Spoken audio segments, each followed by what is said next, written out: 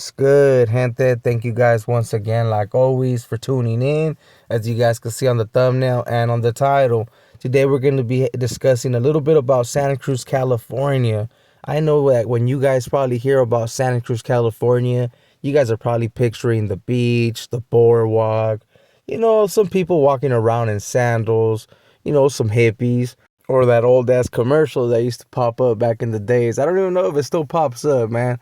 Drop a comment if it still does, like the whole Santa Cruz Beach Boardwalk. I don't know if you guys remember that, but I remember in prison, every time that would pop up in the commercials, they would be like, "Hey, fool, did you ever go there?" I'd be like, "Bro, I'm from that county, right?" I'm like, "Damn, fool, Watsonville's like literally 20 minutes away from the boardwalk." But yeah, man, that's probably what you guys imagine when you guys think about the whole Santa Cruz area. And if I was wrong, hey, dispensa, make sure you drop a comment to let me know exactly what I missed, because that's usually what people think about when they mention Santa Cruz. They're like, oh, that's how it is. But people fail to realize that even though it is a nice city, I mean, I'm not going to say that it's not a nice city, they do have a lot of gangs, bro. That was an area where like the Surenos were able to establish. I mean, they had a real good stronghold back in the days. I mean, the city till this day, it is run by like the Sureños, but it's not the same, not like before. And I will say this, man. Let's not get it twisted. There is norteños in Santa Cruz. They have the what is it, Northside Santa, which they're technically located in, believe 17 Ave, live like in the Live Oak area. I haven't really had too many encounters with them, to be quite real. As a youngster, I mean, I think I ran into like maybe three of them, bro. I was from a hood that technically was a set tripping hood, so I wouldn't really like talk to him like that. I think I was only cool with Bloody. That was someone that used to kick it a lot with like Sneaky and Mellow, man, like two homies from the hood and shit. And because of them, I mean, I became cool with them. I think I was with them in Juvenile Hall too. Shit, I remember even the CO used to clown, like, why ain't you join a black gang? And in Santa Cruz, I will say this, man, they did have Crips back in the day. Um, I haven't seen none since I've been out since like 2016. So till this day, I haven't seen if they're still out there or not. But they did have Crips back in the day, bro. But I don't think they're out there no more. I mean, I could be wrong, but they weren't really out there. But like I said, man, so when like Northside Santa Cruz, I mean, I only knew like three of them. Cool with one, I can actually say that. But when it came to the other hood, because they do have other neighborhoods as well, like I said, I believe it's called West Side Santa Cruz. They might be going by West Side Chicos now. I'm not quite sure. I know them by West Side Santa Cruz, so I hope they're going by that, because if they put the Chico thing on it, I mean, that's kind of like biting like North Side Chicos. And I hope that's not the case. But yeah, man, they happen to be located on the west side, of course, the west side of Santa Cruz, which to me, I happen to think that it's like a little bit of like the nicer side, man, to be quite honest. So I don't really see those areas as being like gang related, like, oh, you're gonna see hella northerners out there, but that happens to be the area that they claim, homie. And if they happen to have a few streets that I missed, homie, where they happen to be located, hey, I do apologize, way. From that area, like from that hood, I can actually say that I knew at least six of them, homie. Like I actually ran into like six of them. Two of them actually lived in the town, so we would see them a lot. So we ended up becoming hella cool with them. The other one, I know it was Smiley. He was right there. He ended up, I believe he got live, bro, to be quite honest. But that fool right there was hella cool. I was with that fool in Juvenile Hallway. But when it came to the west side and like north side, I was a little bit more cool with the homies from the west, to be quite honest. But now when it comes to which one was deeper, to be real with you guys, I honestly don't know. Like I said, I only ran into six from the west and three from the north, like the north side. So to be quite honest, I wouldn't be able to tell you which one's bigger, homie. But if there's someone that it's actually from the area and happens to know, drop a comment, bro. What actual neighborhood from the northerners happen to be deeper? And you can actually see a map right here where it's actually gonna display some of the actual neighborhoods, man, that the gang task or whatever, right, actually has mapped up. And you guys are probably wondering, right? Because I know you guys probably see the Watsonville one and Santa Cruz at the same time. That they also have two little green ones. Yeah, that's not for Green Valley, bro. That's not for Green Valley. So like the redwoods and where it says ES SC for East Side Santa Cruz, that's technically, bro, the locations that they have for the Skinheads way. Yeah, in Santa Cruz we also have Skinheads. I mean, like we don't have them in Watsonville, we don't have them in Salinas, we don't have them in those areas, of course. But when it comes to Santa Cruz, we do have Skinheads. But like they had it on the map, they're located in the mountains. They're also located, I guess, towards like the Live Oak area, I guess, or Capitola. But in all reality, I'm gonna be quite honest. I never had any beefs with them. Never really had any encounters with them like that. So I can't really be like, oh, they're located right here, or that's the hoods that they claim. Because when it comes to them, I honestly don't even think they claim neighborhoods like that, bro. But I could be wrong. Like I said, I mean, on the map, they did put their locations to being towards the woods, which they do happen to have some biker bars up there. There's also bikers here, so I don't know if they're counting them as like the skinheads. But as I did time in prison and doing time in the county jail, I mean, you do see skinheads in there, bro. But like I said, I never really had no issues with them, so I never really paid them any attention like that, bro. I honestly didn't give two shits. And anytime I had any encounters with them in the calles, they were always respectful, homie. So I never seen them as racist or anything like that, bro. But they are skinheads, and if I pay close attention to some of their tattoos, maybe I start finding some of the racist ones. I'm not sure, but I mean, like I said, the whites over here are nothing like the ones from down south, because I also done time in prison where I kind of got to see the difference when it came to the whites. The ones from up north to the ones from down south. I mean, everybody's a little bit different. But now let's talk about the Surenos and why they actually have control of majority of the Santa Cruz area, right? Well, just for starters, I mean, on the map, they display like six hoods. And I mean, I'll name them out for you real quick. I mean, we got the Beach Flat Sureños. We also have Brown Price Santa Cruz, which is another Sureño gang, which, I mean, happens to be with the business, homie. I can't talk bad about them. Then they also have another one called SES, which I believe those are Eastside Sureños. I mean, I don't know why it has the SES first. I don't know. Someone's gonna have to drop a comment on that one. I don't really know too much about them. We also have Villa Santa Cruz, which when it comes to the Villa, I mean, I ran into like maybe two of them, like while I was doing prison time.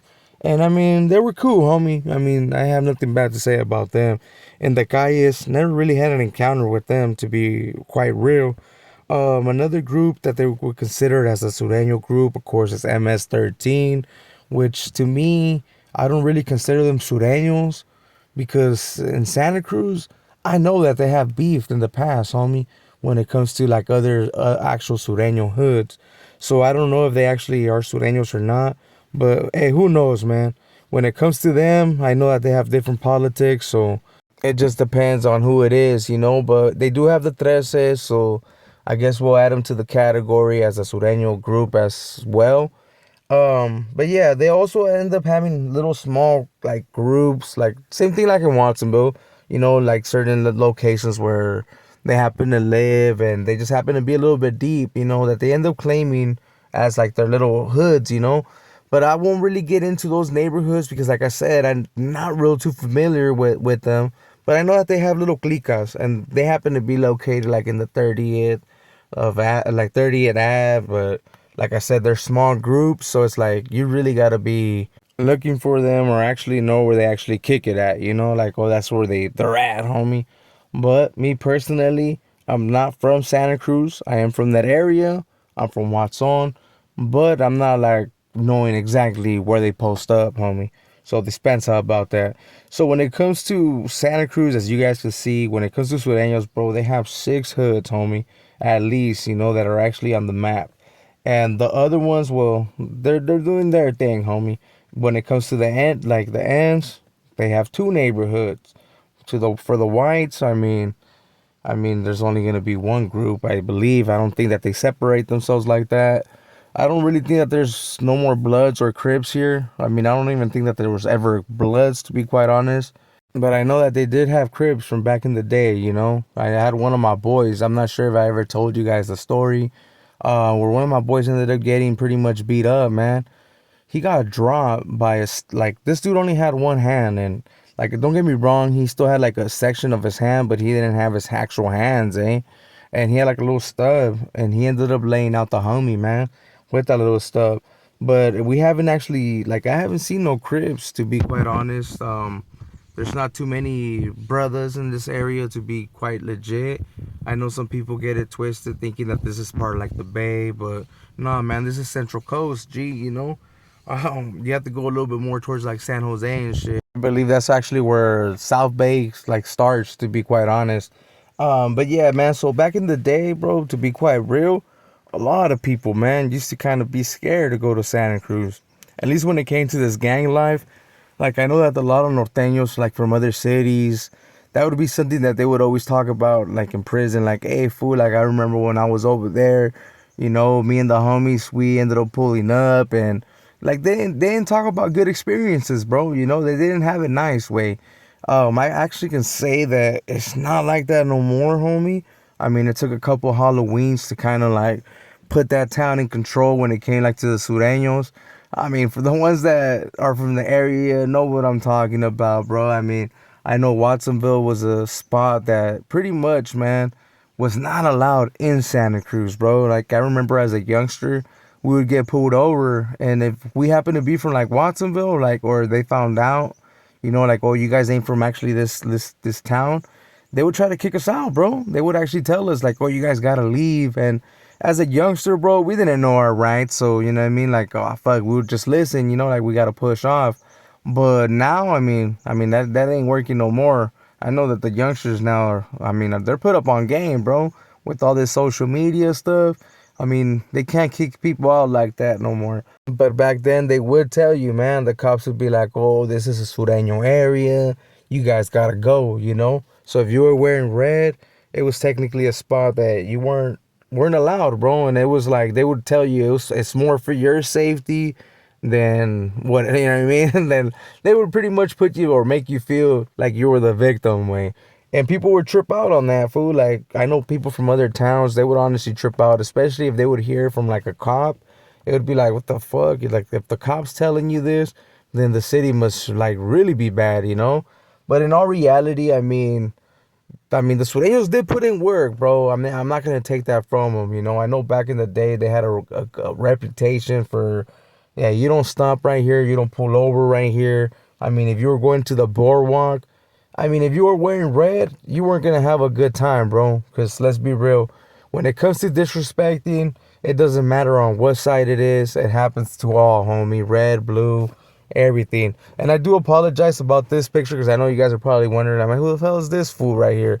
I guess this is a serial killer, man, that ended up popping up when I was looking for mugshots in the Santa Cruz area. So if you happen to know a little bit about this fool, drop a comment, bro. Let me know, man. Put me up on game.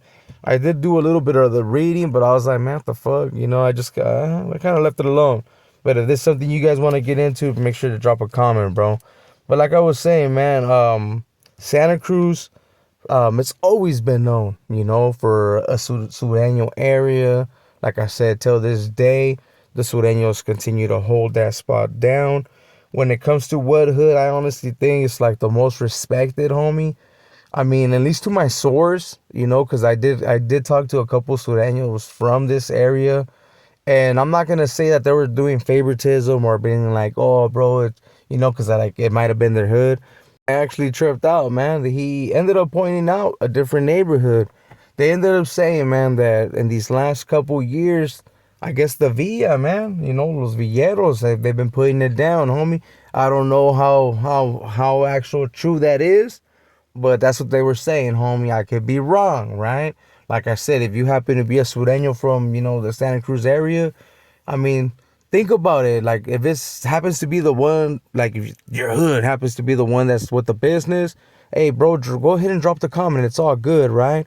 But let's just try to keep it 100 and let's be honest, homie, you know, even if it's not your neighborhood way.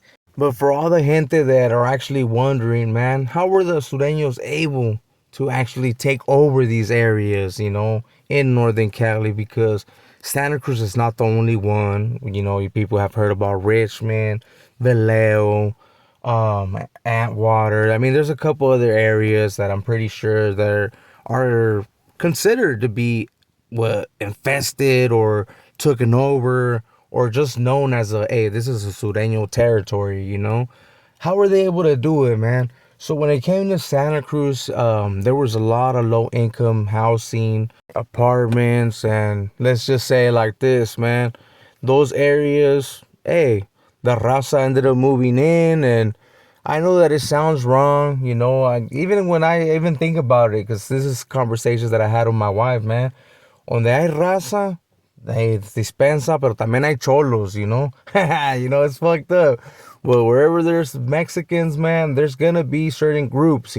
Wherever there's whites, I mean, you guys got the skinheads, the woods, homie.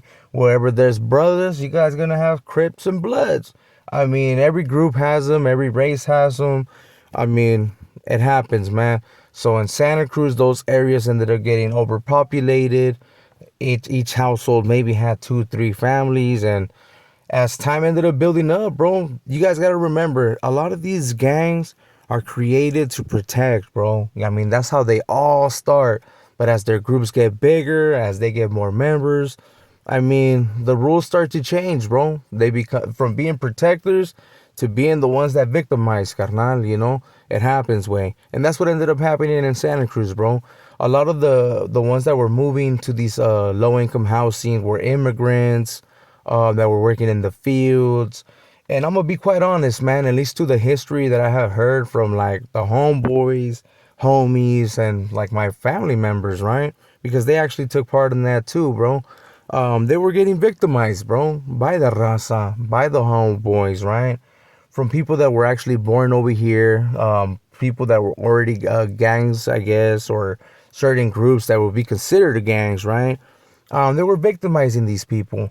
And what they ended up doing, they ended up making a gang, homie, which in all reality ended up becoming a real strong gangway. First probably was the Beach Flats and Mass, Brown Pride. I wouldn't be able to tell you exactly the order that it went down, homie. But let's just say it like this. Those so-called victims ain't victims no more, bro. And in all reality, they ended up taking over the whole little area. Like I said, when it comes to Santa Cruz, it's recognized as a Sureno stronghold till this day, homie. So before you come to Santa Cruz or their next trip thinking that you're gonna come to Santa Cruz, like I said, it's not as dangerous as it used to be, but it's always good, man, just to be on your toes because you just never know, man. Things can happen anywhere and you don't want to get caught slipping, bro. So with that being said, man, I hope you guys enjoyed the video. If you did, man, make sure you hit a like for your boy. Make sure to subscribe, hit that follow, hit that notification bell, just to let your boy know, man, that you do support the channel. And you guys already be knowing, man, they're highly appreciated. So with all that being said, man, I thank you guys once again, and I'll catch you guys on the next one, man. We out.